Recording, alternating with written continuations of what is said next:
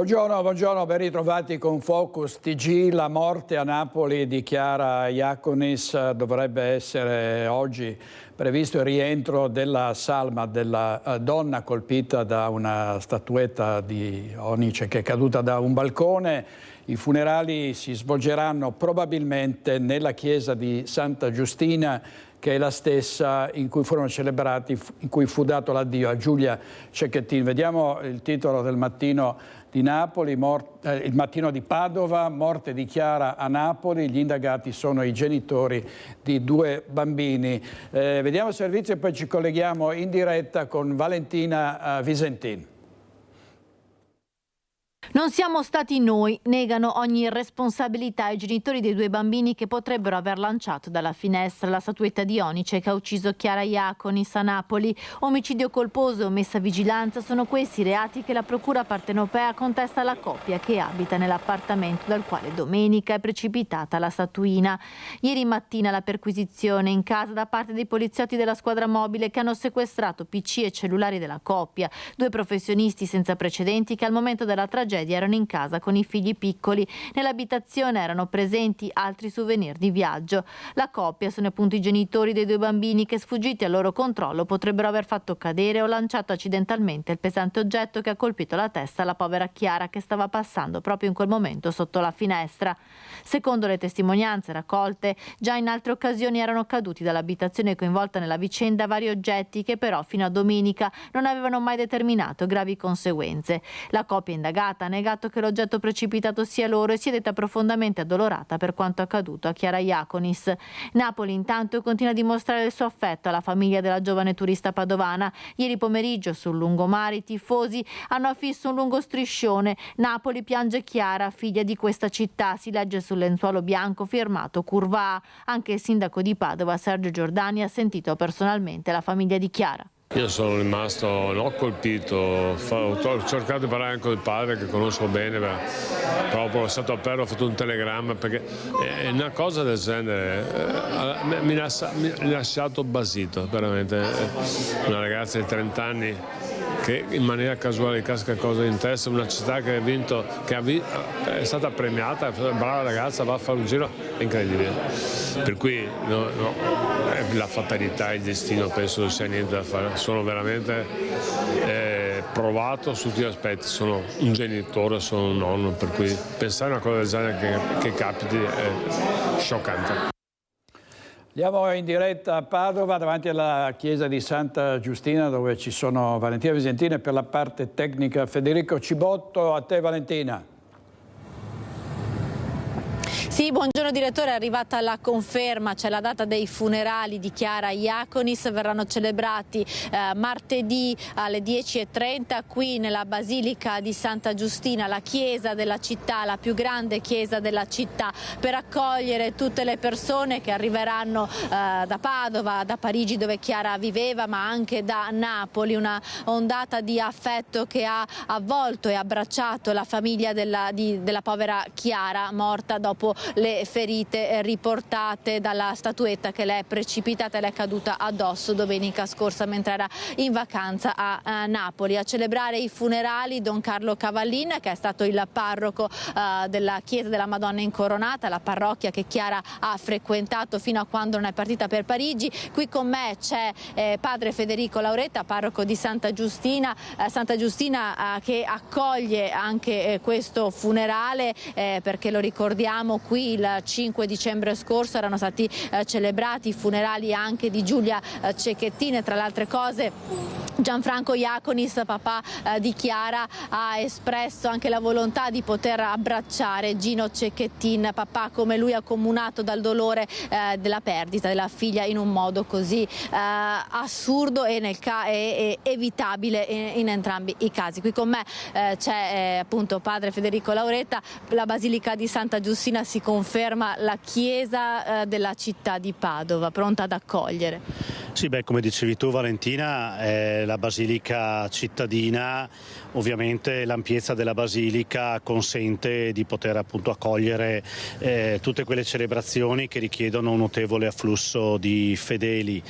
Poi a me piace anche ricordare che è una chiesa dedicata ad una donna, una giovane donna che, anche se pur per la fede, anche lei comunque ha subito una morte cruenta, una morte ingiusta, quindi credo che assume anche un valore simbolico, ecco, la dedicazione della Chiesa a Santa Giustina. La conferma appunto della data dei funerali saranno qui martedì mattina. Sì, la conferma è martedì mattina alle ore 10:30 e presiederà appunto Don Carlo Cavallin. Ci siamo anche già sentiti con Don Carlo e credo che questa sia una cosa bella, perché lui, Chiara, l'ha conosciuta da ragazzina, l'ha vista crescere e quindi credo che fosse anche la persona più indicata per presiedere questo funerale. Diamo qualche indicazione, ci saranno dei posti anche all'esterno, immaginiamo, o appunto la chiesa è in grado di accogliere oltre 4.000 persone? La chiesa è molto grande, può accogliere tante persone, ancora gli aspetti logistici dobbiamo ancora pian pianino pianificarli, credo che nelle prossime ore, nei prossimi giorni avremo un quadro più completo. Grazie a padre Federico Lauretta, da Padova è tutto, linea allo studio. Grazie molte Valentina Visentin, grazie al parroco. Quindi avete sentito la notizia confermata: a Santa Giustina si svolgeranno i funerali di Chiara Iaconis e saranno celebrati martedì mattina.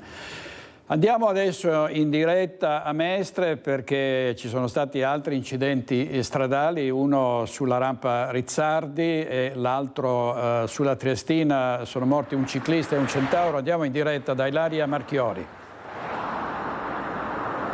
Sì, buongiorno direttore, buongiorno ai nostri telespettatori. Ci troviamo proprio qui lungo via Rampa Rizzardi, tra l'altro a pochi metri da dove circa un anno fa c'è stata la strage del bus che è caduto dal cavalcavia. Vi voglio far vedere che per terra ci sono ancora...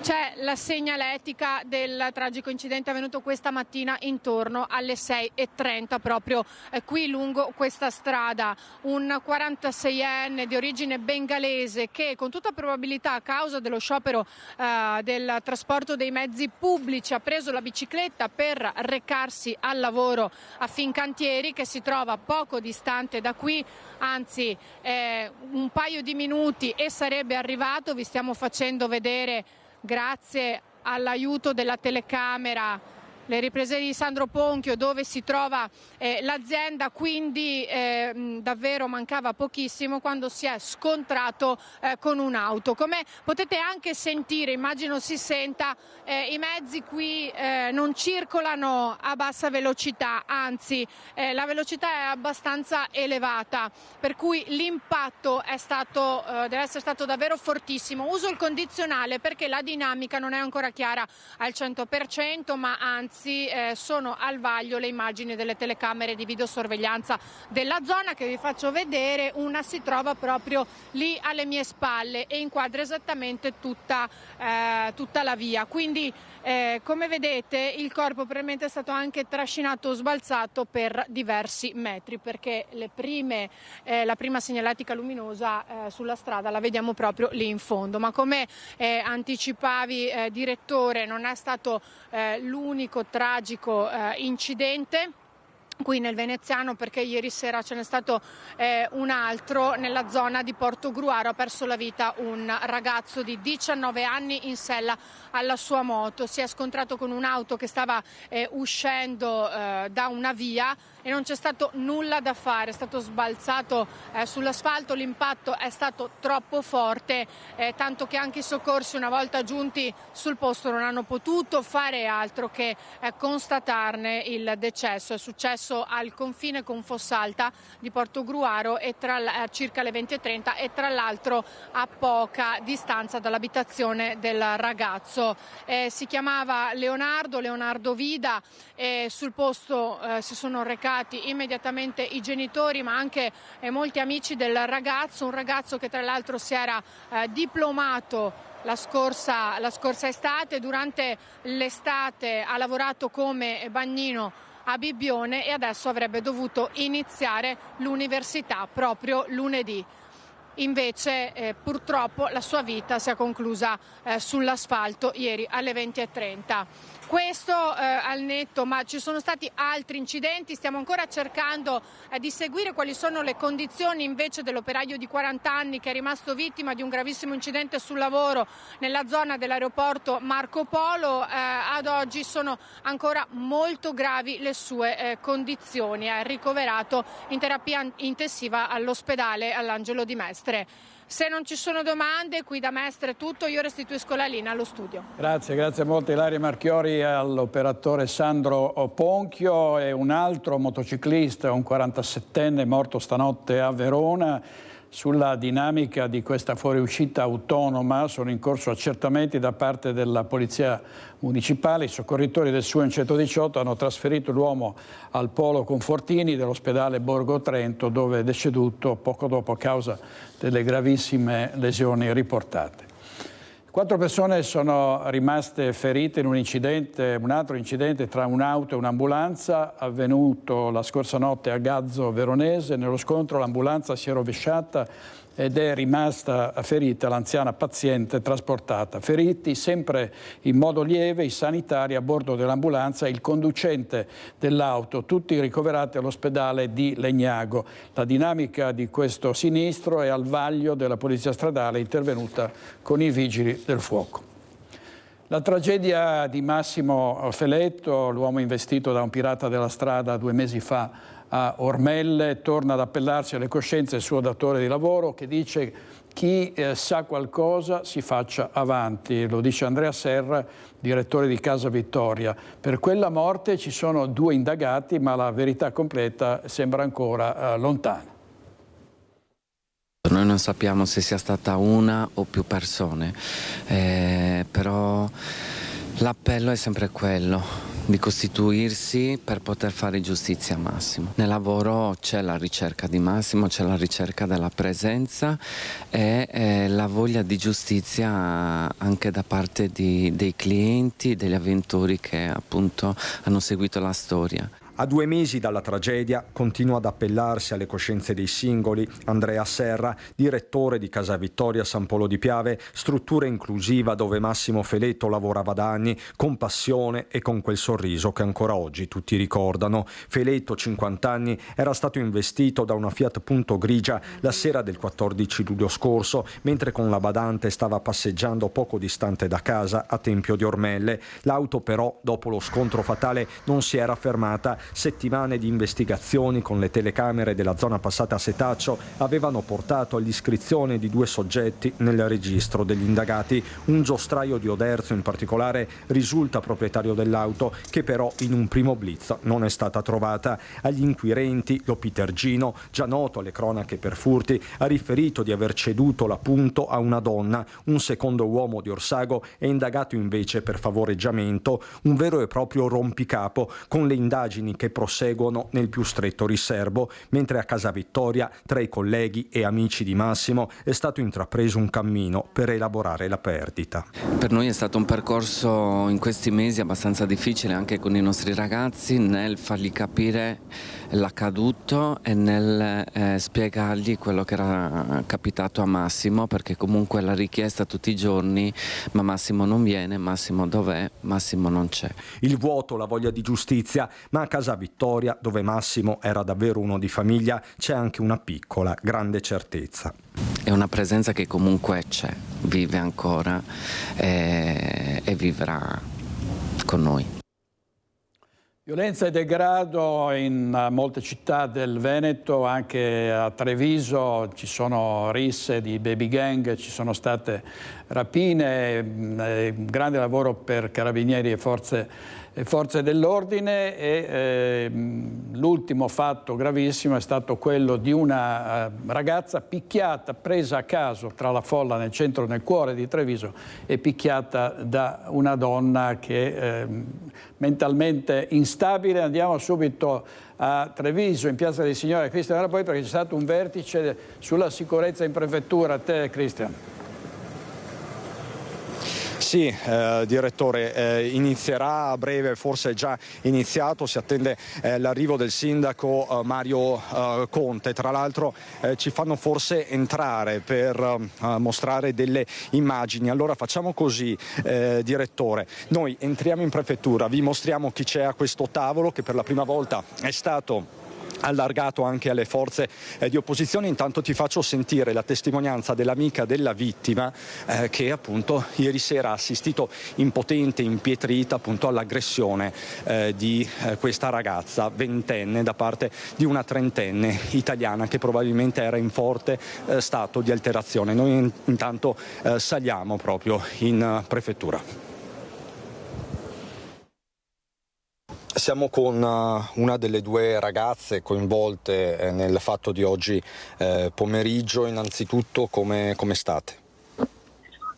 Ora meglio, però ovviamente abbiamo preso molta paura perché non ci aspettavamo una cosa del genere. Noi stavamo camminando tranquillamente per il centro e è successa questa cosa.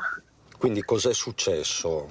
Ci puoi raccontare? Praticamente stavamo camminando in zona Calmaggiore e si è avvicinata sotto un tratto una ragazza molto arrabbiata, di corsa si è avvicinata verso di noi e senza alcun motivo, perché non era successo niente, non la conoscevamo mai vista, e ha tirato a me sembrava un pugno inizialmente, in realtà per fortuna mia amica non si è fatta niente, era un forte schiaffo, sì, gli ha strappato anche i capelli, però la mia amica non ha avuto niente di grave, solo un po' di mal di testa per fortuna, e poi appunto abbiamo contattato la polizia locale che era nelle vicinanze e dopodiché l'hanno presa, e però appunto sì, ha tirato calci e pugni agli agenti.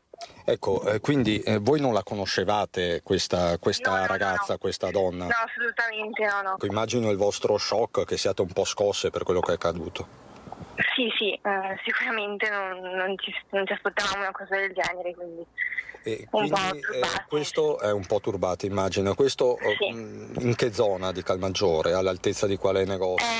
Praticamente in Piazza dei Signori, vicino c'è una pizzeria da Pino e nei negozi che ci sono lì nel portico. Quindi immagino che tanti abbiano visto la scena, insomma. Sì, c'era un po' di gente che stava guardando. Sì.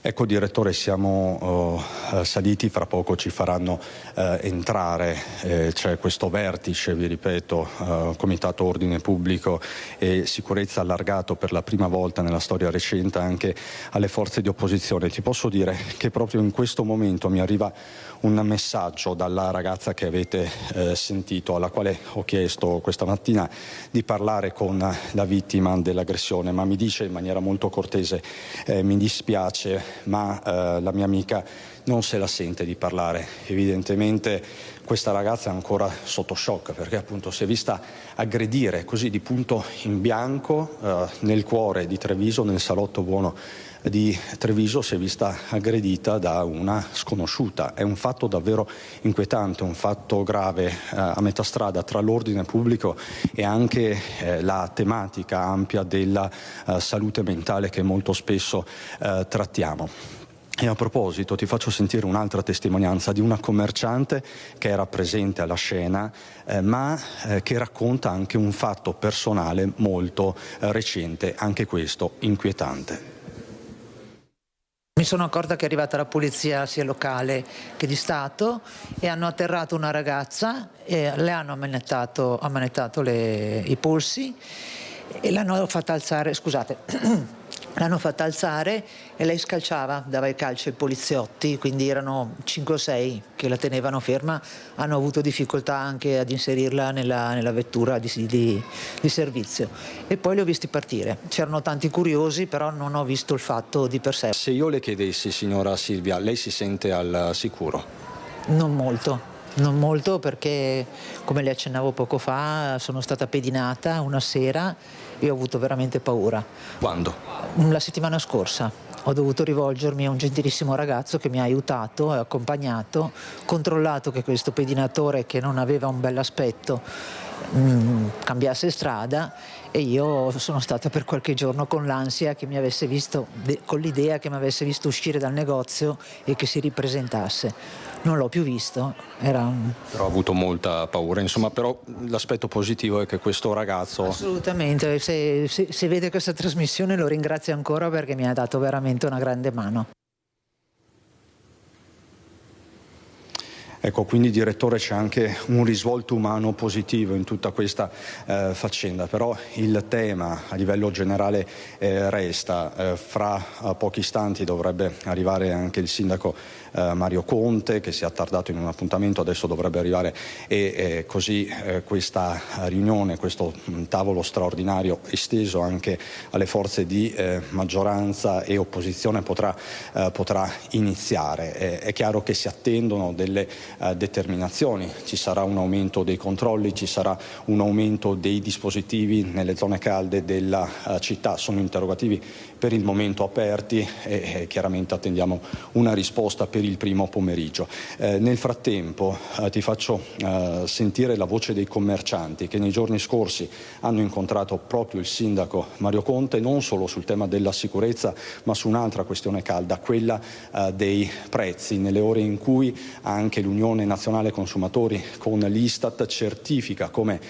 Treviso sia una delle città più care in Italia. Con questo servizio poi ti restituisco la linea, chiaramente per ogni aggiornamento te la richiederò. Con Nicoletta Rizzetto da Palazzo della Prefettura per il momento è tutto. Condivisione sui temi della sicurezza, ma fermezza sui punti che Confcommercio ritiene fondamentali per la città di Treviso. La sicurezza al centro dell'incontro tra il sindaco Mario Conte e i rappresentanti cittadini di Ascom. Dopo un'estate costellata da fatti che hanno coinvolto direttamente anche i commercianti del centro, il monito è quello di tenere alta l'attenzione sul tema e avviare una collaborazione sempre più stretta tra istituzioni, categorie e forze dell'ordine. Fondamentale per questo, secondo il primo cittadino, lavorare anche sulla percezione della sicurezza. I dati ci dicono che Treviso è una delle città più sicure d'Italia, spiega. È importante dunque continuare a lavorare affinché tutti si sentano sicuri. Un dialogo su quella che è la visione, i progetti futuri, i progetti attuali, qualche disagio che ovviamente i tanti cantieri che stiamo portando avanti provoca anche al mondo del commercio, però abbiamo parlato di università, abbiamo parlato di grandi eventi, di eventi sportivi, di eventi culturali, insomma una visione a 360 gradi della città per condividere insieme ai protagonisti del commercio cittadino quelle che sono le strategie, le loro esigenze, le loro criticità. Un incontro e un confronto schietto con il sindaco Conte, richieste precise, soprattutto in particolare in riferimento agli insediamenti della grande distribuzione, una disponibilità confermata per quello che riguarda gli eventi di Treviso per i prossimi anni. E restiamo nel trevigiano perché rimane un giallo la morte di Alex Marangon, il giovane che era stato ritrovato nel Piave morto dopo un rito sciamanico a Vidor. C'è uno sviluppo delle indagini. Nel sangue della vittima sono state riscontrate tracce di cocaina. Un suo amico dice non l'avrebbe mai assunta volontariamente e i genitori insistono sulla pista del decesso dovuto a percosse. Siamo sicuri che Alex non ne facesse uso, potrebbe essere che gliel'abbiano messa nell'ayahuasca. Sarà interessante vedere l'esame del capello anche sugli altri partecipanti. Sono le dichiarazioni di Sabrina, mamma di Alex Marangon, all'indomani della rivelazione emersa dagli esami tossicologici che avrebbero riscontrato la presenza di cocaina nel sangue del 25enne di Marcon, morto a Vidor. La donna, ancor più provata, contattata telefonicamente, non se l'è sentita di parlare al microfono, ma di rilasciare appunto queste dichiarazioni, aggiungendo: in ogni caso non ci risulta che il decesso sia dovuto a sostanze stupefacenti, ma dai colpi ricevuti. C'è poi un messaggio arrivato da un amico di Alex. Era il primo a disprezzare la cocaina, si legge. Addirittura se avesse saputo che uno dei suoi amici ne faceva uso si sarebbe di certo arrabbiato e l'incoerenza continua non faceva parte di lui. Se c'è una cosa di cui sono sicuro, conclude, è che il mio amico non abbia mai assunto cocaina volontariamente. Intanto la Procura di Treviso resta ferma sull'ipotesi di omicidio volontario. Nessuna modifica o integrazione al momento, che potrebbe avvenire solo dopo gli esiti definitivi degli esami tossicologici. Oggi in regia Simone Merlo e Tony Esposito. Andiamo avanti con la morte di Helen Comin, che è deceduta nel reparto di rianimazione di Castelfranco, dove era stata portata dopo l'intervento chirurgico al seno in una clinica privata della zona. Come sapete, nel registro degli indagati sono finiti il chirurgo che l'ha operata, titolare tra l'altro della struttura, e il medico anestesista che si è occupato della sedazione. Presto sarà effettuato un incidente probatorio e la parola passerà ai periti, che avranno il compito di capire cosa possa essere successo dal punto di vista sanitario sia nella fase dell'intervento che in quella post-operatoria. E questo in attesa degli esami istologici. L'autopsia infatti non ha rilevato anomalie evidenti.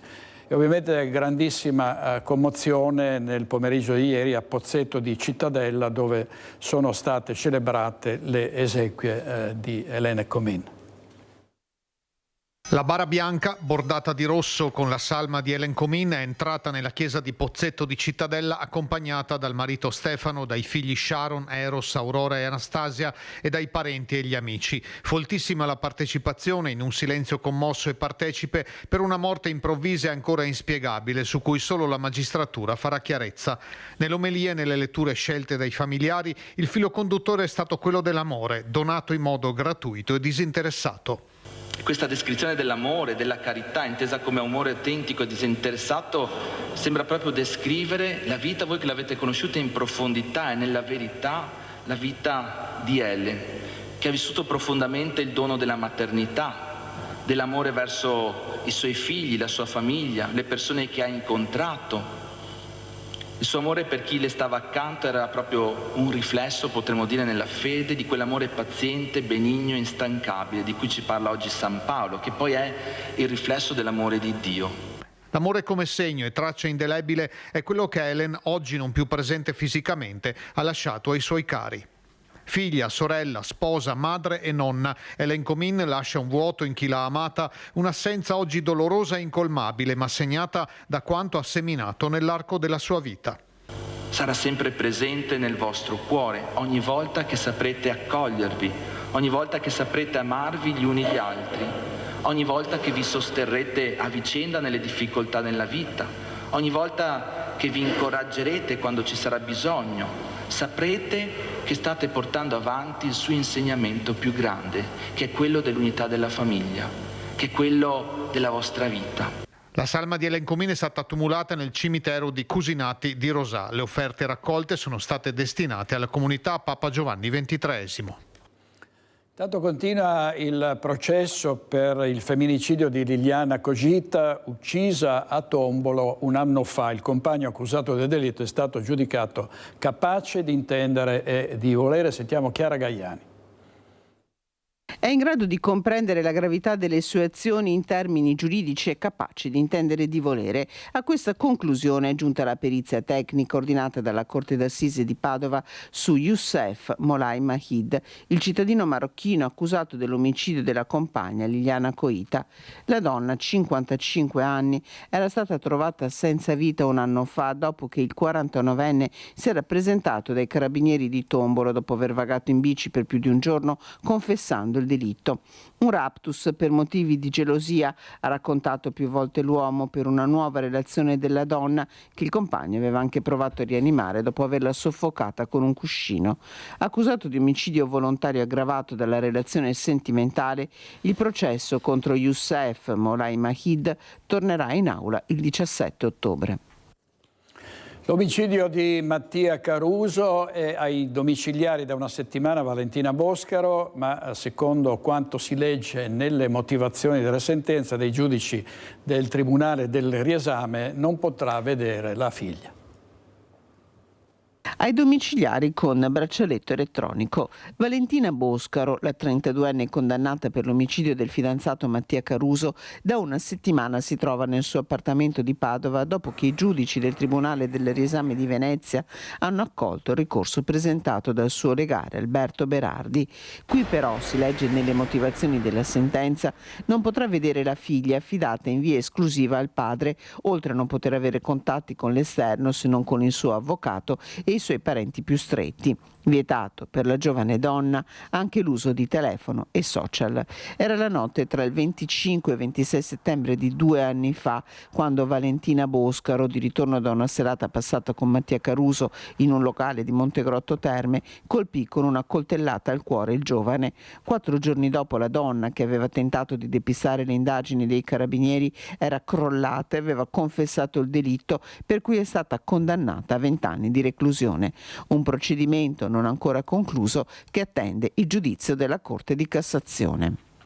La prima pagina del Gazzettino Online, una notizia da Pordenone: Ilaria Salis, sulla vetrina del negozio spunta la scritta "Io non posso entrare". Scoppia la bufera, il titolare dice "Dico quello che penso". Reddito di cittadinanza, la Guardia di Finanza scova 17 furbetti, in 3 anni percepiti indebitamente oltre 130.000 euro. Un'analisi certosina, incrociando i dati delle banche dell'INPS. Così la compagnia della Guardia di Finanza di Cittadella è arrivata a scovare 17 soggetti, tutti residenti in comuni dell'Alta Padovana, da Borgorico a Piazzola sul Brenta, che tra il 2021 e il 2023, beneficiari del reddito di cittadinanza, avrebbero percepito oltre 130.000 euro indebitamente. Diverse le posizioni delle 17 persone finite sotto la lente di ingrandimento delle fiamme gialle. 2 avrebbero omesso di dichiarare il possesso di auto di grossa cilindrata, altre 2 avrebbero dimenticato di scrivere il reddito complessivo familiare, che in un caso sarebbe arrivato a 60.000 euro. 2 cittadini extracomunitari non avrebbero avuto il permesso di soggiorno UE di lungo corso. Per 11 nel mirino sarebbe finita la composizione del nucleo familiare, indebitamente aumentata con l'aggiunta di parenti che in realtà non ne facevano parte. Tutti i 17 soggetti di età compresa tra i 25 e i 50 anni sono stati segnalati alla Procura della Repubblica e rischiano un procedimento penale che potrebbe arrivare anche alla reclusione. Nonostante dal 1 gennaio la misura sia stata sostituita dall'assegno di inclusione, le indagini della Guardia di Finanza sui percettori di reddito di cittadinanza continuano. Tanto imperversano i truffatori, presi di mira come sempre, soprattutto gli anziani. Dal Corriere delle Alpi apprendiamo che è stato arrestato un ambulante, ha sottratto oltre 360.000 euro alle sue vittime. Le forze dell'ordine hanno identificato un modus operandi mirato con l'uomo che selezionava le vittime tra le persone più vulnerabili, anziani con problemi di salute, solitudine o difficoltà psicologiche. Quindi il cinismo, la crudeltà di questi truffatori senza scrupoli. Non aprite la porta a nessuno che potrebbe, a finti carabinieri, a finti poliziotti, a finti tecnici dell'Enel, perché potrebbe capitarvi il peggio. Vediamo adesso una rissa in un parcheggio di un locale a Trissino, siamo nel Vicentino. Il questore di Vicenza Dario Sallustio ne dispone la sospensione per 7 giorni.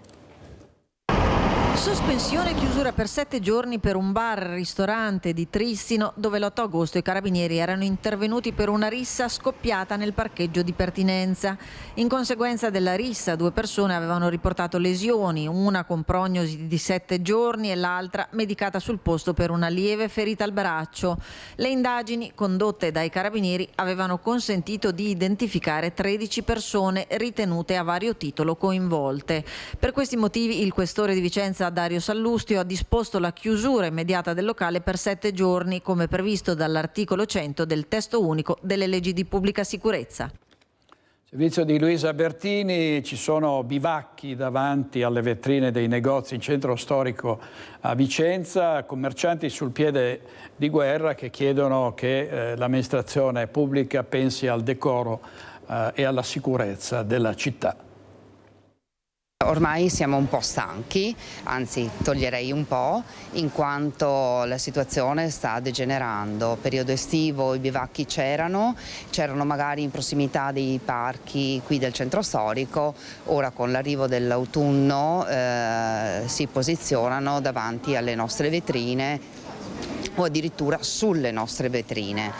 È l'SOS dei commercianti del centro storico che ogni mattina fanno i conti con la presenza di chi bivacca davanti alle vetrine. Situazione che si ripete, presenze che aumentano in estate, concentrandosi in alcune aree verdi e che tornano poi a far parlare in centro storico, non solo del tema sicurezza, ma della questione legata al decoro e immagine della città, che specie nella mezza stagione si popola di turisti. Vicenza è una città d'arte e quindi dobbiamo far vedere il lato migliore della nostra città, e noi come commercianti ce la mettiamo tutta cercando di tenere aperto, di mantenere anche le nostre vetrine e quindi il nostro posto di lavoro pulito e in ordine, proprio per accogliere i visitatori della città oltre che i vicentini stessi, ma purtroppo abbiamo queste situazioni indecorose, e sebbene ci siano delle strutture preposte per accoglierli, ma a quanto pare preferiscono le nostre vetrine. La situazione è sempre la medesima, in quanto se tu fai vetrine vuote perché sfitte, perché i commercianti scappano, hai persone che trovano buio dove si dorme molto bene al buio. Dopo, se è un po' riparato da portici e quant'altro, ancora meglio. Sulla questione interviene il centrodestra in Consiglio Comunale, che spinge sulla necessità di rilanciare il centro storico. Il centro storico sta letteralmente crollando, sia dal punto di vista della sicurezza, del degrado, ma anche della commercializzazione. È importante elaborare un piano straordinario che preveda però una polizia locale efficiente, che interviene, che fa applicare il regolamento comunale, che non permette appunto il regolamento i bivacchi in alcune zone della città. Bisogna essere determinati nell'allontanare queste persone, come si faceva in passato, in maniera sistematica. In queste ore stanno girando foto di persone che dormono davanti alle vetrine, scatoloni senza tetto. Siamo la città del Palladio, non del degrado e dei senza tetto. Questo forse l'amministrazione comunale se l'è dimenticato, da mesi utilizza la polizia locale per fare multe e sanzioni e non riesce a rispettare quella che è una città meravigliosa che ha bisogno di bellezza, visione e investimenti. Sarà Jacopo Maltauro, capogruppo della Lega a Vicenza, violenza che è anche riscontrata purtroppo quotidianamente a Venezia in centro. L'ultimo caso, spinte e calci, tassista 23enne rapinato in calle a San Rocco. Gli sono venuti incontro due uomini incappucciati mentre stava rientrando a casa. Andiamo a Padova per la vicenda dell'ex prefetto Francesco Messina, indagato per peculato. Nei prossimi giorni è previsto l'interrogatorio davanti al magistrato.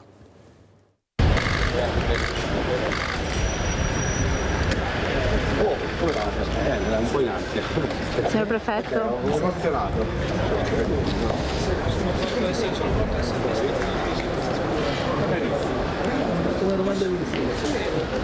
Signor prefetto, possiamo farle una domanda? È la sua prima uscita? No, prego. Un commento solo? Una ventina di viaggi privati in Lombardia e Campania con le auto di servizio e gli autisti della prefettura, accertamenti anche su alcune spese di carburante, pernottamenti e cene e pranzi fatti con soldi pubblici. Su questo la procura di Padova, che ha indagato per peculato l'ex prefetto della città Francesco Messina, vuole vederci chiaro. Nei prossimi giorni Messina dovrebbe infatti essere interrogato dal magistrato che conduce le indagini, avviate qualche mese fa dopo alcune segnalazioni arrivate in procura. Intanto ieri è stato l'ultimo giorno di lavoro come prefetto di Padova, perché giusto qualche ora prima della notizia dell'indagine il Consiglio dei Ministri aveva disposto per Messina il trasferimento messo a disposizione con incarico in materia di prevenzione amministrativa antimafia. A Padova è atteso il nuovo prefetto Giuseppe Forlenza, che arriva da Bergamo. Francesco Messina era arrivato nella città del Santo appena un anno fa, nel luglio del 2023. Intanto ieri a Padova è arrivato il sottosegretario del Ministero degli Interni Nicola Molteni. Ho e continuo ad avere stima nei confronti del prefetto Messina, ci saranno modi, tempi e spazi per poter chiarire la vicenda processuale, ma Francesco Messina è un grande servitore dello Stato, un grande poliziotto che ha difeso la sicurezza del paese, che è stato in prima linea nel contrastare la criminalità organizzata. E abbiamo fiducia che possa dimostrare la sua innocenza in questa vicenda, che deve ancora ovviamente svilupparsi, questo nel pieno e massimo rispetto dell'autonomia e dell'indipendenza della magistratura. Il sottosegretario all'interno Nicola Molteni esprime il suo sostegno all'ex prefetto di Padova, Francesco Messina, indagato per peculato. A Padova, per un convegno organizzato dai sindacati di polizia, il sottosegretario incontra il prefetto e ribadisce la sua fiducia. Per Messina, quella di ieri è stata l'ultima uscita prima del suo addio a Padova per il trasferimento di un nuovo incarico. Allo stesso tempo la prima uscita pubblica dopo l'indagine che lo vede coinvolto per viaggi privati non istituzionali con auto di servizio e autisti della prefettura. Signor prefetto, possiamo farle una domanda? È la sua prima uscita? No, prego. Un commento solo? Il sottosegretario Molteni a Padova poi ha parlato del nuovo pacchetto sicurezza approvato nei giorni scorsi dal Consiglio dei Ministri, con le nuove norme in materia di tutela legale delle forze dell'ordine e l'introduzione delle bodycam, e soprattutto ha difeso la decisione di voler creare nuovi CPR in Italia, anche se al momento il Veneto non è tra le regioni coinvolte. Tra le ipotesi strutturali e organizzative di nuovi CPR non c'è il Veneto, però se in Veneto qualcuno dovesse nel dialogo e nella collaborazione con il Ministero mettere a disposizione delle aree, credo che c'è la disponibilità da parte nostra. Ad oggi nel piano strutturale di investimento e di realizzazione dei nuovi CPR il Veneto non c'è però. Tony Esposito e Simone Merlo, oggi in regia è stata appena pubblicata la foto della donna bloccata da agenti della Polizia di Stato in Piazza dei Signori dopo il pestaggio di due ragazze contro le quali questa donna, severamente alterata, si era scagliata. Una delle ragazze addirittura strappato una ciocca di capelli. Questa è proprio l'immagine degli agenti di polizia che intervengono e che la bloccano. E invece non è facile bloccare i lupi, perché si continua ad avvistarli anche in pianura, non soltanto sull'altopiano, dove fanno stragi di capi di allevamento. Questa volta è stato avvistato a Vidor nella notte tra il 17 e il 18 settembre. Anzi, 2 esemplari sono stati infatti ripresi da una telecamera in un'area vicina al fiume Piave. Li vediamo fotografati dalle immagini delle telecamere di videosorveglianza. Il sindaco Mario Bailo ha immediatamente diramato una nota per informare la cittadinanza ed ha esortato i cittadini a mantenere la calma e a seguire alcune semplici precauzioni, come quella di tenere animali al guinzaglio ed evitare di dare loro alimenti se avvistati. Questo avvistamento arriva pochi giorni dopo la cattura di una lupa a Cimadolmo, avvenuta grazie all'intervento della Polizia Provinciale e dei Carabinieri Forestali. La lupa era stata avvistata in diverse occasioni nella zona compresa tra Maserata, Spresiano e San Biagio di Callalta. E sull'emergenza lupi è intervenuta perentoriamente l'eurodeputata Elena Donazzan nel chiedere che l'Europa si faccia carico di questo problema. Oggi ci vuole ragionevolezza, i lupi sono troppi e vanno limitati. Questione emergenza lupi lapidaria. L'europarlamentare Elena Donazzan che chiede di agire con ragionevolezza per risolvere una situazione che sta mettendo in ginocchio le nostre montagne, il nostro altopiano, il nostro Monte Grappa, le malghe, le bestie allevate, un'intera economia. In questa estate sono stata più volte a contatto con i nostri operatori dell'economia della montagna, amministratori comunali dell'altopiano, i malgari, chi vive la propria vita in quel territorio, ed è insostenibile oggi non affrontare la questione lupo, e la questione lupo va affrontata su più sedi. Una è quella che oggi mi vede qui in Parlamento europeo, cioè la declassazione della specie particolarmente protetta. Non si può assolutamente toccare. Oggi il lupo invece è molto presente, troppo, e noi dobbiamo guardare anche alla tutela della vita di montagna e di quegli altri animali. L'Europa, dichiara Donazzan, deve fare un passo indietro e rispondere all'appello disperato lanciato alle istituzioni e alla politica da chi vive e lavora in montagna, alle prese quotidianamente con la paura e con gli assalti dei predatori. Mi giungono ogni mattina foto agghiaccianti di animali sbranati, spesso le mucche, le vacche da latte, che sono parte dell'economia, ma anche animali a cui quella malgaro, quella persona si è affezionata. E allora anche a coloro che si indignano quando si parla di abbattimento del lupo, ma se il lupo diventa pericoloso per l'economia, diventa pericoloso per l'uomo. Io non voglio arrivare a un momento troppo grave di fronte a un episodio ineluttabile e non avere provato a fare tutto quello che va fatto. E sono impressionanti le immagini dell'ondata di maltempo che ha provocato allagamenti in Romagna, soprattutto nella zona tra Faenza e Forlì, praticamente tanti casolari isolati in campagna. Vedete, sono immagini che ricordano l'alluvione del Veneto nel 2010-2012. Il Veneto nel frattempo si è dotato di molti bacini di laminazione, riesce a contenere le acque. L'Emilia Romagna è andata ancora una volta sotto dopo l'alluvione di 16 mesi fa, nel maggio del 2023, e sono scoppiate le polemiche soprattutto tra governo e regione. Il governo, per bocca del ministro della protezione civile e ambientale Musumeci, ha detto all'Emilia Romagna: come avete speso tutti i miliardi che vi sono stati dati? E ha risposto polemicamente Eli Schlein, che è stata vicepresidente della regione Emilia Romagna fino a 2 anni fa, che ha detto: questo è un vero e proprio sciacallaggio. Come sempre, quando anche le altre regioni vanno sott'acqua, intervengono i vigili del fuoco, la protezione civile del Veneto, che non esitano ad andare in soccorso. Stanno lavorando nella città di Forlì e stanno portando soccorso alle persone, proprio nel senso che stanno portando le persone fuori dalle loro case sulle strade allagate con l'ausilio delle imbarcazioni. Sono tornati negli stessi luoghi che li hanno visti operativi nel maggio dello scorso anno con la stessa missione. Sono i pompieri di Treviso partiti nella notte con la colonna veneta dei Vigili del Fuoco verso l'Emilia Romagna. C'è stato l'ordine a partire questa notte, intorno alla mezzanotte, di tre moduli di soccorso specializzati appunto nel soccorso acquatico.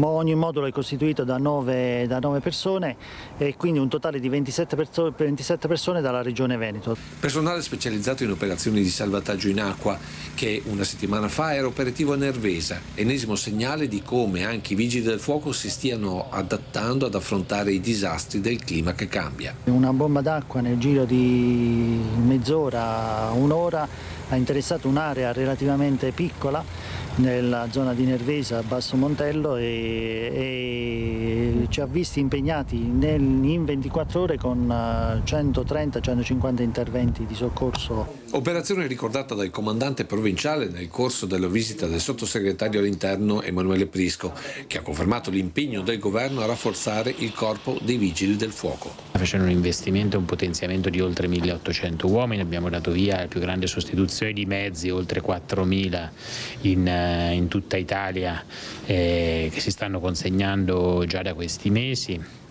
mezzi di ogni tipo. Stiamo facendo una ricognizione e un importante investimento sulle sedi per dare sedi sempre più accoglienti, ma che diventino anche centro, come in questo caso, di riferimento del soccorso pubblico per tutti gli attori del settore nel momento di necessità. Una visita breve per permettere al vice ministro e al capo del Corpo Nazionale di volare a Foggia per i funerali del pompiere Antonio Ciccorelli, travolto dalle acque di un torrente mentre prestava soccorso a 2 donne, e che oggi Treviso ha ricordato così. Ricordo il collega Antonio Ciccorelli, tragicamente scomparso nell'avvenimento proprio domenica.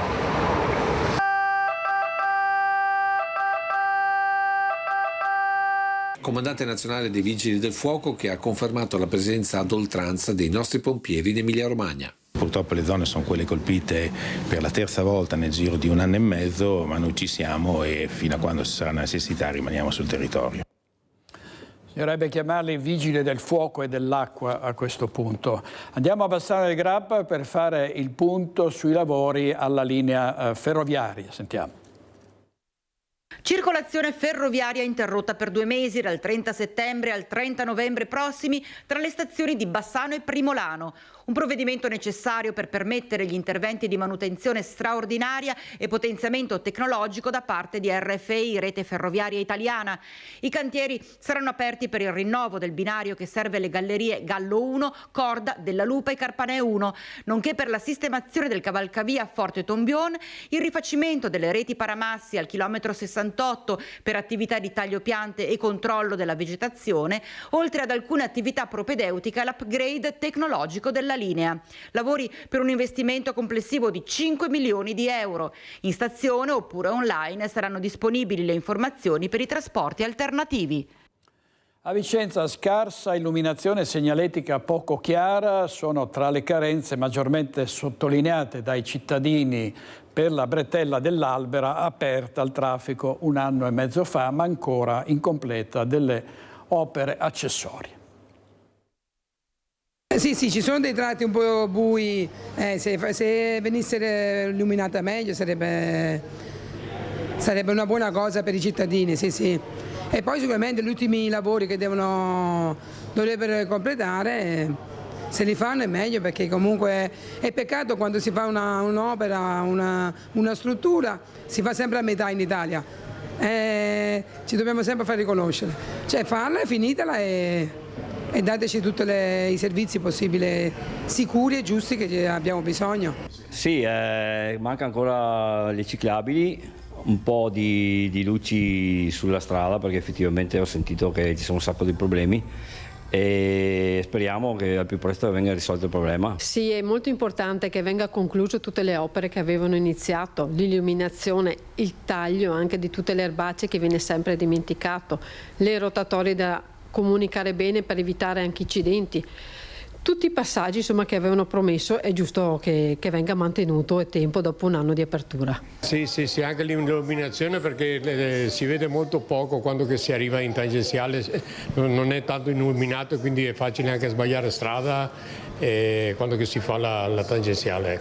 Sì, certamente, buongiorno, sì, certamente deve essere completata. Ci sono delle mancanze, per esempio l'illuminazione. Questa rotatoria per 6 mesi è stata spenta, adesso l'hanno riattivata e dall'altra parte invece è stata spenta automaticamente di nuovo. Dopo, avevano promesso delle asfaltature nei vari lati delle strade che hanno chiuso, invece non sono state fatte. Sì, ci sono delle incompressioni in chi guida e chi entra non è ben visibile. Anche qua l'ha presa in contromano un paio di volte, anche l'ultima volta 20 giorni fa è successo un incidente, ha fatto un frontale lì davanti. È una problematica un po' così, non lo so. Gli utenti che passano probabilmente non è così chiara come rotatoria. Qualcuno dell'Incomune diceva ma sono opere minori, non sono... Sono cose importanti perché va a rischio la vita della gente, insomma c'è gente che si è fatta male, ecco per esempio quel signore lì che è andato via, lo zio ha fatto un frontale qua ed è stato messo veramente male. Cittadini sempre protagonisti in questi casi, come anche a San Vito, a Bassano del Grappa, dove continuano i lavori per le ecopiazzole. Sentiamo.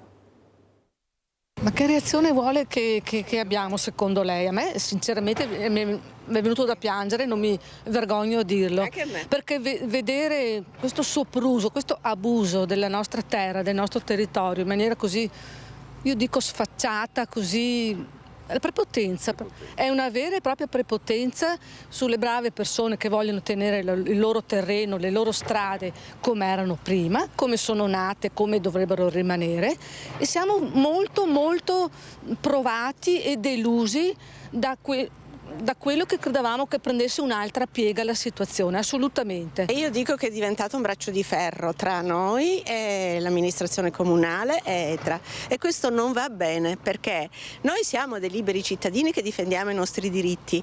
Poi loro dovrebbero rappresentarci e non ci sentiamo tutelati da nessuna parte, anzi ci sentiamo calpestati veramente. Io mi sento di fronte a un dramma pirandelliano. Dove sta la verità? Uno dice una cosa, uno dice un'altra, uno ne dice un'altra ancora. Ma dove sta la verità? Ma cosa dobbiamo fare per difendere i nostri diritti? Un fazzoletto di verde calpestato e devastato in questa maniera. Non è accettabile, non è accettabile. Che siamo presi in giro? Siamo stati presi in giro dall'amministrazione? è grave, molto grave. Io vorrei qui il sindaco personalmente e anche Frasson, personalmente perché ci ha anche preso in giro in un articolo, anzi è stato intervistato e offeso, ci ha offesi. Non va bene, siamo persone serie qui. Siamo arrivati al giorno in cui ci viene fatta una violenza che non ci aspettavamo, nel senso che ci eravamo un po' illusi che temporeggiassero per sentire cosa diceva il comune o se venivano prese delle iniziative per spostarla, per esempio al Fincato, come era stato detto, a prescindere dal fatto che noi le 800 firme raccolte, io oggi ne consegnerò delle altre che mi erano rimaste dentro le cartelle che non avevo mandato avanti, le manderò avanti così per suonare qualche campanello in più. Ci eravamo illusi che abbiamo raccolto le 800 firme perché i cittadini hanno detto: noi non vogliamo l'ecopiazzola qui, non vogliamo perdere il porta a porta e vogliamo conservare l'area verde. L'area verde qua la stiamo perdendo. L'Etra promette ma non scrive da nessuna parte che la raccolta a porta rimarrà, poi non si sa per quanto tempo rimarrà, 15 giorni, un mese, 6 mesi, un anno, e l'ecopiazzola la stanno costruendo quelli dell'Etra. I vostri prossimi passi oltre alle firme? Credo che siamo molto motivati a fare ricorso al Consiglio di Stato, ci sono degli argomenti che hanno un certo valore. La rabbia dei residenti, ma anche l'ottimismo, il cauto ottimismo dell'ex presidente di quartiere che dice c'è uno spiraglio. Sentiamo. Se nel quartiere 25 aprile i lavori sono partiti e tutto fa presupporre che verranno portati a termine, a San Vito si respira ancora aria da tripla in schedina per il destino del progetto di costruzione di un'ecopiazzola di Etra. Il cantiere è subordinato all'arrivo del via libera da parte del Genio Militare, che ha effettuato qualche giorno fa la bonifica bellica. L'attesa è snervante e, appunto, ogni tanto i nervi saltano e ne viene fuori qualche baruffa fra cittadini, politici, amministratori ed enti vari. Un rischio che il precedente consiglio di quartiere, forse subodorando odor di tempesta, aveva preventivato già mesi fa, scegliendo di rassegnare le dimissioni prima del voto, proprio per evitare di politicizzare la faccenda. Avevamo detto, per non far cadere il consiglio di quartiere in mezzo alle beghe politiche, di tenere fuori la politica come abbiamo sempre fatto del consiglio di quartiere, e ci saremmo attivati con la nuova amministrazione a luglio, cosa che ho fatto con il sindaco Finco, che si è adoperato fin da subito a luglio, e successivamente anche col capogruppo Giunta, per cercare di spostare la piazzola nella caserma Fincato. Fra visite trasversali di consiglieri comunali a Etra, risposte lapidarie della multi-utility che chiudono la porta a ogni speranza e commenti politici che invece riaprono quella porta, a San Vito tutti restano con il fiato sospeso. Ma lo stesso presidente del consiglio comunale lascia intravedere uno spiraglio, per quanto striminzito. Abbiamo dei margini molto stretti, per quanto ci risulta non sono ancora conclusi tutte quante le speranze di spostarla e ci stiamo attivando per questo fine. Piazzola o non piazzola, Etra ha promesso che sul versante del porta a porta non cambierà nulla e a chi ha a cuore il quartiere non piace vedere rifiuti abbandonati come viene. Come questi materassi lasciati accanto al cassonetto della raccolta di abiti usati con tanto di biglietto per Etra. 2 volte all'anno le utenze hanno diritto a un asporto di 5 ingombranti davanti a casa. Chiamando Etra al numero verde 800 247 842 si chiama Etra viene a prendere gli ingombranti. Abbiamo visto a San Vito dei materassi vicino ai punti gialli della Caritas, adesso qualcuno dovrà attivarsi per andarli a prendere con costi ulteriori che cadranno sui cittadini. Servizio di Ferdinando Garavello, che è responsabile della nostra redazione di Bassano. Disabilità e barriere architettoniche, Luisa Bertini e Simone Squarcina hanno incontrato Luca Lapo del Dipartimento Regionale Disabilità, che avanza una proposta a tutti i sindaci del Vicentino di percorrere la propria città un giorno in carrozzina. Siamo in compagnia con Luca Lapo, persona molto conosciuta nel territorio vicentino soprattutto per le numerose iniziative a favore della disabilità che porta avanti. Oggi a proporre una provocazione e un'iniziativa a tanti sindaci, una giornata in carrozzina, di cosa si tratta?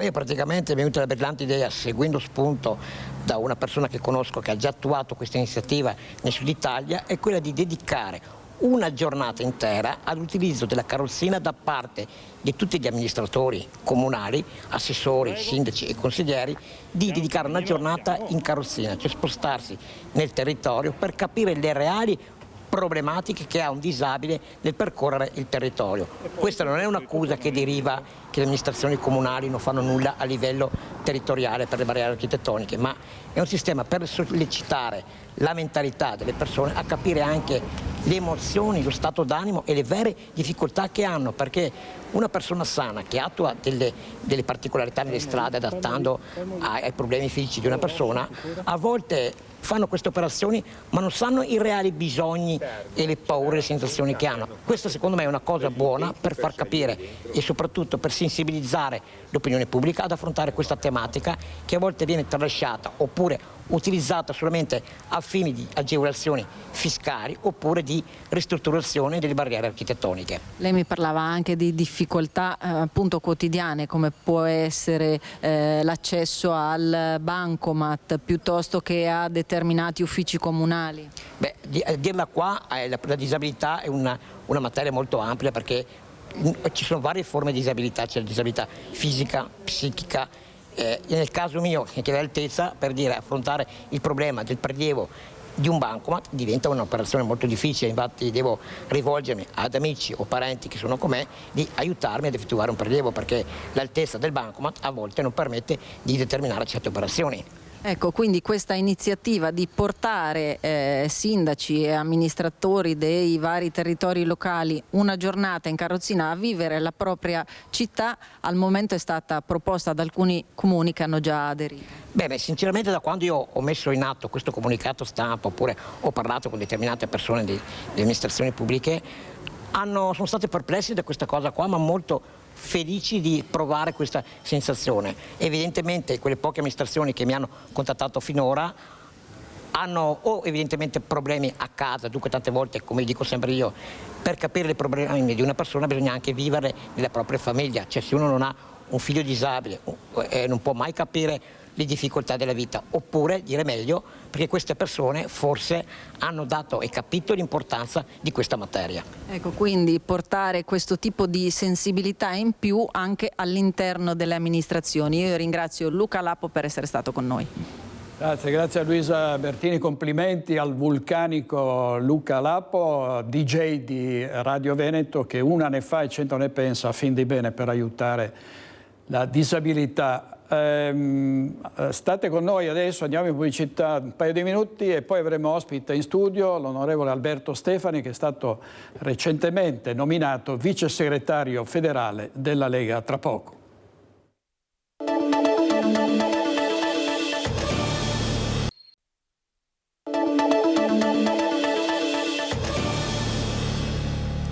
Di nuovo in diretta con Focus TG, saluto e ringrazio l'onorevole Alberto Stefani, che è neo vice segretario federale della Lega, quindi il vice di Matteo Salvini. Buongiorno. Buongiorno ai telespettatori. Buongiorno, grazie molte. Allora io ho pensato, siccome si è trattato, cioè da sindaco a vice segretario nazionale della Lega, insomma è una bella carriera, riassumiamola in questa scheda.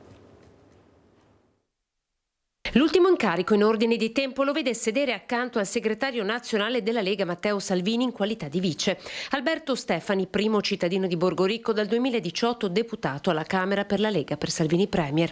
Un politico di lungo corso, Stefani, nonostante la giovane età, appartiene alla classe 1992, ma è attivo politicamente fin dagli anni della scuola superiore, il liceo scientifico Isaac Newton di Campo San Piero, presso il quale si diploma con il massimo dei voti. Qualche mese dopo diviene coordinatore provinciale di Padova del movimento giovanile del suo partito e coordinatore regionale del movimento universitario. A maggio 2014, con 199 preferenze, diventa consigliere comunale di Borgoricco, è il più giovane del comune. La laurea arriva nel 2017, giurisprudenza alla facoltà prescelta, un percorso che Stefani conclude nei tempi presso l'Università di Padova e con il massimo dei voti. 2018 sbarca a Roma, è deputato alla Camera, 2019 è eletto sindaco.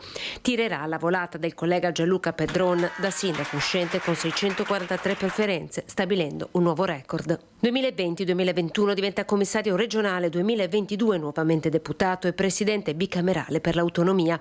Nel giugno del 2023 è eletto segretario regionale contro Franco Manzato, a settembre 2024 è il più giovane vice segretario federale. L'11 gennaio dello stesso anno Stefani ha presentato un disegno di legge come primo firmatario per modificare la legge del 2004 che disciplina a soli 2 mandati i presidenti di regione per aumentarne il numero a 3. La proposta di legge poi ribattezzata legge Salvazzaia. Allora, questa è la storia di Alberto Stefani, che abbiamo riassunto in questa scheda di Anna Di Roberto. Un momento, onorevole Stefani, anche difficile per la Lega, con il processo a Matteo Salvini, per il quale i PM di Palermo hanno chiesto 6 anni di reclusione. Sì, è un momento molto particolare, tra l'altro un processo che è assolutamente un processo politico. Io non appartengo a quelli che pensano che tutta la magistratura sia di sinistra. Credo che la gran parte dei magistrati siano persone per bene, che svolgono il proprio ruolo con onore e che difendono la giustizia. Ma penso che ci sia una piccola parte di magistratura che usi il proprio ruolo piegandolo alle esigenze politiche. E questo processo è un processo che ha dell'incredibile, perché noi stiamo processando un ministro dell'interno, perché Matteo Salvini in quel momento era ministro dell'interno, che ha fatto esattamente quello che i cittadini italiani gli avevano chiesto di fare votando, Lega, tra l'altro in quel momento con percentuali altissime, che ha tenuto fermo una nave per 6 giorni presso un porto italiano, dopo che questa nave aveva la possibilità di dirigersi verso altri 3 porti che gli avevano garantito la possibilità di sbarcare. Sono state prestate tutte le iniziative di soccorso e di tutela, tant'è che di quella nave una buona parte era anche sbarcata solo perché avevano compilato un documento della Guardia Costiera in cui dichiaravano di essere in condizioni sanitarie di difficoltà personali e soprattutto stiamo parlando dell'esercizio dei poteri di un Ministero degli Interni. L'unico, e lo ripeto, imputato di quel governo per aver fatto quello che i cittadini gli avevano chiesto di fare. Non è stato indagato Conte, non è stato indagato Toninelli, non è stato indagato nessun altro ministro di quel governo. E perché? Perché Matteo Salvini era il ministro della Lega e in quel momento forse dava fastidio a qualcuno e continua a darlo. Io trovo davvero incredibile quello che è successo, perché se noi andiamo a vedere quello che succede negli altri paesi europei, si stanno adottando, soprattutto in questi giorni, delle iniziative molto più gravi, molto più pesanti rispetto al semplice fermo di una nave con i soccorsi a bordo. In Germania si stanno inasprendo le misure per quanto riguarda i rimpatri. Dal 16 settembre è stato sospeso Schengen in Germania, Schengen è stato sospeso, ci sono i controlli alle frontiere in Germania. In Spagna è stato innalzato un muro di oltre 10 metri, più alto ancora di prima, dove si respingono i richiedenti asilo a mano armata. In Gran Bretagna, nel Regno Unito, vengono in Italia per capire come fermare gli sbarchi. In Francia, la democratica Francia, stiamo parlando tra l'altro di tutti i paesi in cui non c'è un governo di destra, in Francia a Bardonecchia e Ventimiglia vengono fermati i richiedenti asilo, i migranti e rispediti in Italia come se fossero dei pacchi postali. E qui nessuno ha indagato un ministro dell'interno, solo in Italia abbiamo un ministro che viene indagato per aver fatto il proprio dovere. Io credo che questo sia assolutamente fuori da ogni logica, indipendentemente che si possa stimare o meno una forza politica, indipendentemente dalla simpatia o l'antipatia. Qui stiamo parlando di un punto giuridico che non può essere un sequestro di persona quello che è avvenuto.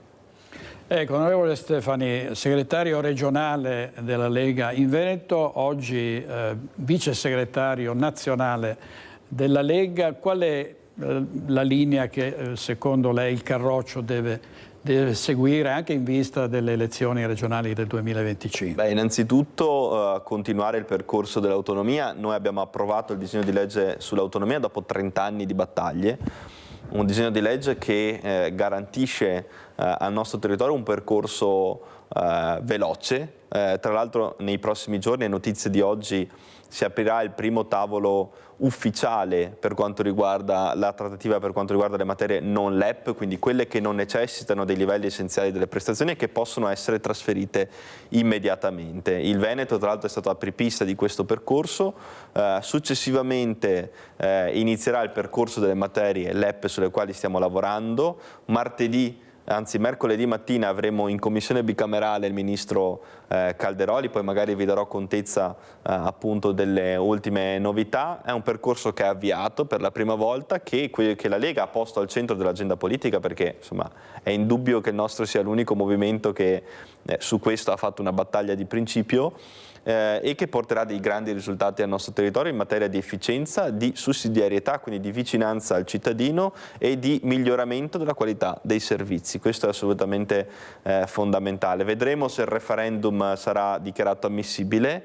A quel punto ovviamente celebreremo una forte campagna di sensibilizzazione per il non voto, perché chiaramente il voto garantirà il raggiungimento del quorum, proprio perché riteniamo che questa battaglia, figlia di anni e anni di sfide per il Veneto, debba assolutamente arrivare al punto conclusivo. Ecco, ieri una certa sorpresa dalle dichiarazioni di Elly Schlein, che riguardo all'ondata di maltempo che ha devastato 16 mesi dopo la prima drammatica ondata gran parte del territorio della Romagna, rispondendo al ministro Musumeci ha detto: voi avete centralizzato troppo le decisioni, dovevano decidere in regione, dovevate lasciarli fare. Ma lo dice mentre nel frattempo chiede che l'autonomia proposta a gran voce da 2.400.000 veneti, lo dice mentre questa autonomia la intende bloccare. No? Sì, è un po' un controsenso, insomma. Non ha assolutamente una logica. Tra l'altro l'autonomia, anche e soprattutto nei territori del centro-sud, garantirà una maggiore vicinanza della classe dirigente, quindi dei politici, nei confronti dei cittadini, e i cittadini, avendo appunto i politici, la classe politica, un maggior numero di materie, un maggior numero di funzioni da poter amministrare, potrà valutare se quelle funzioni sono state esercitate bene o se quelle funzioni sono state esercitate male, e con il proprio voto, con l'arma del voto, potranno decidere se confermare quella classe dirigente regionale oppure no. Spesso quando si sente parlare di disaffezione, di mancanza di elettori che vanno a votare, spesso ci si dimentica che forse avvicinare le linee decisionali regionali o comunque di chi esercita una funzione politica nei confronti dei cittadini potrebbe invece avvicinare le persone al voto, potrebbe invece far capire loro che con il proprio voto potranno confermare o meno la qualità della propria classe dirigente. Questa che secondo me è una grande rivoluzione di questa riforma, soprattutto per i territori del centro-sud, che piano piano stanno cominciando a capire anche i vantaggi che questa riforma porterà soprattutto a loro, anche in materia di livelli essenziali delle prestazioni, perché poi sembra quasi un'assurdità, ma i livelli essenziali delle prestazioni per i territori del centro-sud esistono grazie alla legge dell'autonomia della Lega.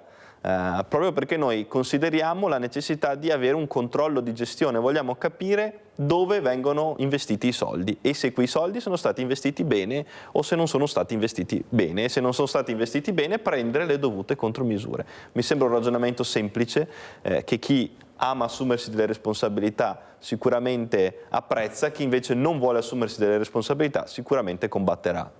Ecco, senta, proprio sempre riguardo all'autonomia, contro l'autonomia c'è anche del fuoco amico, perché ancora una volta Antonio Tajani, vice premier e ministro degli esteri, ieri ha detto non si deve andare avanti con l'autonomia nemmeno con le leggi, nemmeno con le competenze non leppabili, fino a quando non sono stati stabiliti i LEP.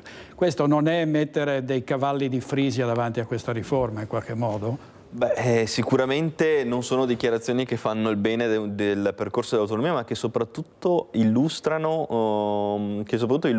il vero contenuto della manovra autonomista che abbiamo approvato. Tra l'altro Forza Italia l'ha approvata con noi, quindi dovrebbe semplicemente continuare un percorso che ha già che ha già approvato. Dispiace che Tajani si presti a una strumentalizzazione dell'autonomia. Ripeto, al centro-sud questa riforma porterà dei benefici e dovrebbe piuttosto impegnarsi a spiegare quali benefici porterà e quali potrebbero essere i risultati di chi decide di aderire a questa riforma autonomista, a questa possibilità di richiedere maggiori funzioni. Osteggiare l'autonomia non ha, secondo me, alcun senso, ma soprattutto strumentalizza una riforma di efficienza e di imparzialità che il nostro governo ha portato a casa. L'Europa, ovviamente sono rappresentanti anche i nostri partiti. Il commissario Fitto è stato appena nominato, anche vicepresidente, ha una vicepresidenza esecutiva. Ieri c'è stato un voto che fa molto discutere, perché il Parlamento europeo ha approvato una risoluzione che invita l'Ucraina ad utilizzare le armi occidentali in territorio russo, no? L'Italia sostanzialmente ha detto di no. Sì, la Lega in particolare ha detto di no, insieme al Movimento 5 Stelle, per la precisione i Verdi, che hanno votato no a questa risoluzione, che però con gli altri voti ovviamente è passata. Noi consideriamo che questa guerra non possa essere alimentata da un continuo uso di armi, in particolare adesso nel territorio russo, perché questo significa rischiare un'escalation internazionale con delle gravissime conseguenze per tutti noi. Serve realismo, serve buonsenso, soprattutto quando si parla di politica internazionale. Non possiamo pensare che un conflitto nato in Donbass possa essere esteso in tutto il territorio internazionale, in tutto il territorio mondiale, perché in questo momento stiamo parlando di questo. E allora serve responsabilità, serve qualche volta anche coraggio, perché serve coraggio quando si assumono determinate posizioni, ma serve soprattutto identità di un paese come il nostro, che sicuramente è un paese che è stato conosciuto negli anni per essere un promotore di pace e non un fautore di chi aggrediva altri stati senza ancora aspettare la decisione del Consiglio di sicurezza dell'ONU. Ce lo ricordiamo tutti cosa comportò l'attacco francese alla Libia nel 2011. Noi abbiamo la necessità di usare buonsenso, di usare realismo, di usare pragmatismo, soprattutto in politica estera, perché ne va del futuro del mondo, e se si vuole raggiungere la pace pensando di continuare ad utilizzare armi, addirittura adesso nel territorio russo, credo che la pace non la raggiungeremo mai e questo conflitto continuerà per anni. Noi questo non lo possiamo più permettere, a maggior ragione se c'è il rischio che venga esteso altrove. Ed è stata allarmante la reazione di Vladimir Putin, che ha detto a questo punto si va verso una guerra nucleare. Allora ci fermiamo qui per il momento per un altro break pubblicitario. State con noi, siamo con l'onorevole Alberto Stefani, appena nominato vice segretario federale della Lega. In pubblicità andiamo con Tony Esposito e Simone Merlo in regia. A tra poco.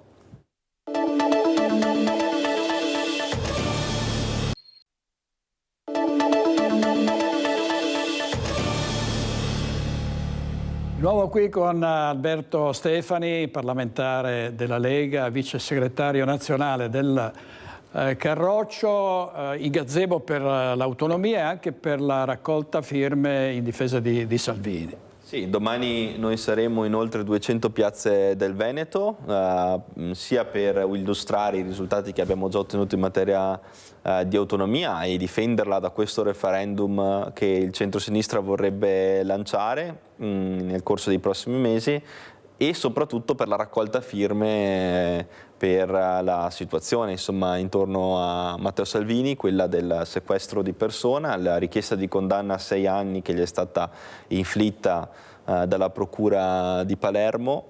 Il mese prossimo, tra l'altro, ci sarà molto probabilmente la sentenza su questo fantomatico sequestro di persona.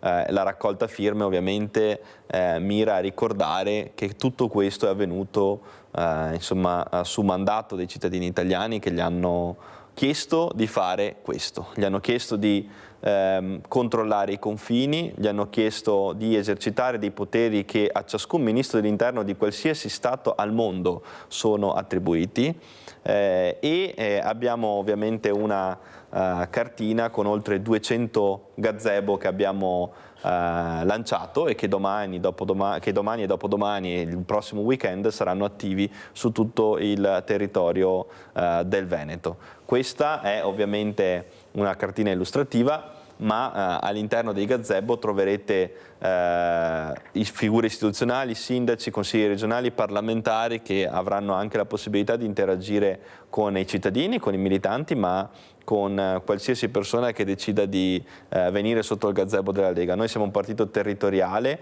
e io nel corso della mia segreteria regionale ho più volte sollecitato appunto l'apertura di gazebo perché rappresentano per noi il punto di collegamento tra il territorio e il partito. Nessun altro partito in Veneto ha questa struttura e intendiamo valorizzarla. Oggi abbiamo due grandi motivi per farlo: l'autonomia e un ministro dell'interno che è imputato con una richiesta di condanna di 6 anni per sequestro di persona. Ecco, siccome soprattutto nel sud c'è una mobilitazione del cosiddetto campo largo contro l'autonomia, è possibile in qualche modo state pensando a un'operazione analoga anche nelle regioni meridionali? Sì, anche nel centro-sud ci saranno dei gazebo e al loro interno troveranno anche materiale sull'autonomia.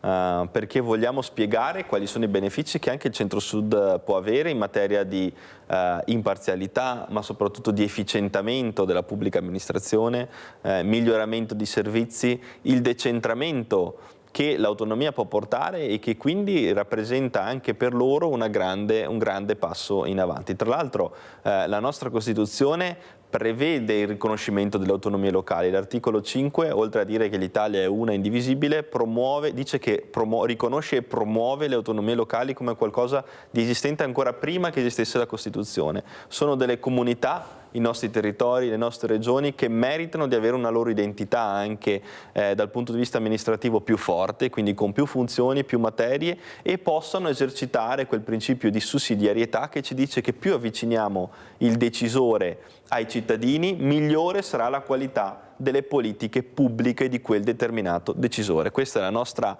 diciamo, stella polare. Questo movimento è nato alla luce di questo principio e vogliamo attuarlo. Ci siamo vicini, abbiamo approvato il disegno di legge sull'autonomia che è stato un grandissimo traguardo, ora dobbiamo attuarlo grazie anche al lavoro che faremo nel corso delle prossime settimane e dei prossimi mesi. Ultima cosa, onorevole, è uscito un sondaggio Demos sul Gazzettino con diciamo, il commento anche di Ilvo Diamanti, in cui si conferma che in Veneto tiene la giunta regionale, c'è un grande favore per Zaia, il 75% costante negli anni e in particolare per l'autonomia. Questi sono dati che in qualche modo nelle elezioni regionali del 2025 avranno un loro peso o potrebbero cambiare gli equilibri all'interno del centrodestra? Hanno sicuramente un loro peso. Il gradimento di Zaia, insomma, non è una novità, ma è sempre bene che sia riconfermato dai dati, anche se non avevo alcun dubbio, insomma, su questo. Credo che il tema dell'autonomia continui ad essere il tema principale per quanto riguarda il nostro territorio, perché è un territorio a vocazione regionalista e credo che su questo si debbano ancora fare dei passi in avanti nel corso dei prossimi mesi. Sarà centrale anche alle prossime elezioni regionali. Noi consideriamo che per la fase di attuazione dell'autonomia serva un presidente leghista. Io ho firmato il disegno di legge, appunto, che mira, l'avete ricordato anche nel servizio, che mira a garantire un ulteriore mandato per il presidente Zaia. In ogni caso noi consideriamo che il presidente della regione Veneto debba essere un leghista per continuare quel percorso autonomista che quest'anno abbiamo iniziato a giugno del 2024 con l'approvazione del disegno di legge sull'autonomia, ma che porterà i suoi frutti nel corso dei prossimi mesi, nel corso dei prossimi anni. Onorevole Stefani, grazie molte. Grazie a presto e ovviamente seguiremo i gazebo da domani per per sostenere la riforma dell'autonomia, che è diventata legge, peraltro, una legge promulgata dal Capo dello Stato. Stasera Focus 21:15, ospiti Corrado Callegari, Giorgio Denardi, Alberto Villanova, Maurizio Mestriner, Rosa Poloni, Enzo Siviero e Massimo Venturato. Grazie a tutti, buona giornata, grazie ai nostri registi Tony Esposito e Simone Merlo. Buona giornata.